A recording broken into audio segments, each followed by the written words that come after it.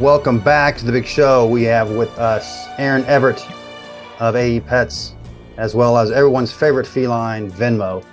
Venmo is wanted to join this call to provide some input, but I think he's got a import, actually helping out with an import from South Africa. In the meantime, I think you have an email, a letter there from someone from Nevada. If you could bring it. Yeah, Beth from Reno, Nevada asks, why is international pet shipping so expensive, and how can someone on a budget bring the price down? Yes, we get that question a lot, and because it's expensive, it's ridiculously expensive. The biggest components of the cost, if you're hiring a pet shipper, and there's going to be costs anyway, but if you're hiring a pet shipper on top of that, a dog going international in cargo, which is the standard, typical, usually way you got to go, is air freight.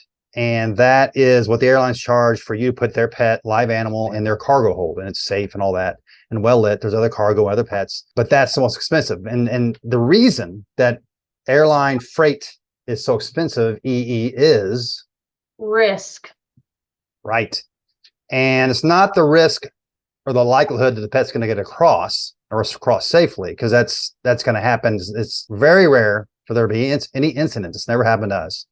But if that did happen, it's not out of the question, then that's a terrible publicity. It's just the worst case scenario. Consequences are dire. So that raises the price because they're taking on that risk. The second most expensive portion, if you're hiring a pet shipper, is probably the fee from the pet shipper. All right. So it takes a lot of time, a lot of expertise, a lot of patience, and that's probably your second component. And then everything else kind of falls in behind that. But there's something that we can't forget about, actually, that should be included. It's just we don't usually pay it when we do the transport. It's the pet owners. So the veterinarian is going to charge the pet owner for their time. They're not going to charge us. So if you're calculating costs, budgeting costs, keep in mind that there's a veterinary fee, because they're going to charge you something too, obviously. Even if you use a pet shipper, you still have to take your pet to the vet to have them examined, or at least pay for that office visit.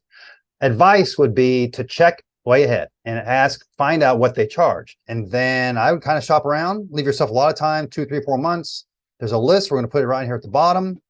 It's a USDA accredited vets, USDA APHIS accredited vet list. It's a link that goes to a list. Drop in your zip code, and you can look at all the USDA vets around. You call them up, ask them how much they're charging, and that could save you several $100, especially if you got a lot of pets, because they usually charge per pet. If you have 3 or 4 cats or 3 or 4 dogs, it can be there between $2,000 and $600.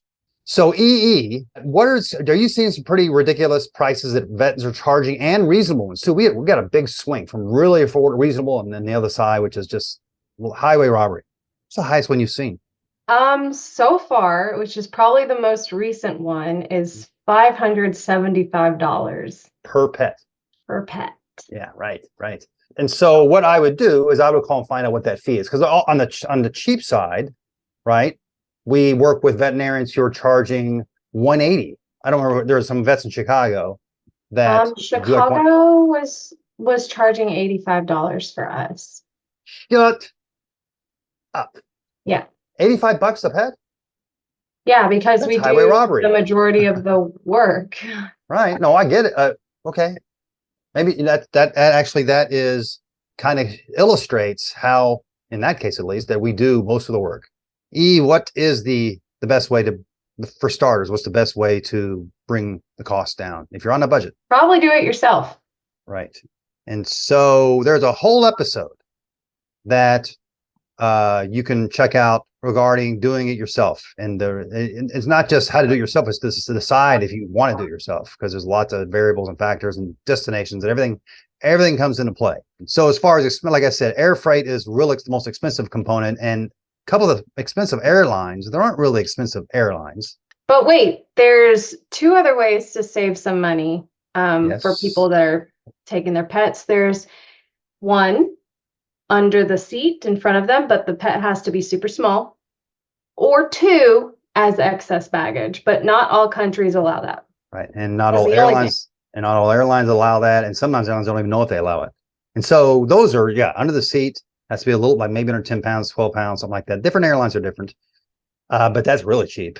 Cats, I don't know how they do that, because the cats are very unhappy with the situation. They're meowing in an international trip the whole way. I don't know how that works. But that's an option, but there's got to obviously fit these criteria. And the airlines, sometimes the airlines won't do it internationally. Definitely not UK or like Australia. And then the excess baggage is like, here's my, like I've mentioned this a bunch of times. Here's just like luggage. Here's my 2 suitcases and my dog. And that's pretty cheap too. A few $100. You're on your own though, as far as health certificates and paperwork. You may have to hire someone to do that anyway. And it's not as reliable. And the airlines, again, don't really know if you call passenger. It's passenger side. It's not cargo side. It's passenger, where they're dealing with humans all the time. When it comes to pets, they're a little bit fish out of water kind of, or they don't talk to cargo, or aren't informed. And they will mislead people. We get calls from people like that, or get calls from pet owners who thought they could go as excess luggage. Here's my luggage. Here's my dog. And there's some restriction, or the country had a restriction. It's just, and you can't track it. There's a bunch of reasons. That's the trade-off. It's cheaper, but it's just not reliable. You're on your own, and it's kind of precarious. I asked EE to do some research and pull up the most expensive transport we've ever done. And what is the damage? The damage was $19,633.23. Okay. That's obviously ridiculous. But I think our cheapest one that we've done was a cat to Amsterdam, and that was around $3,000. Really? And so, cut! AE Pets loves their cats and dogs.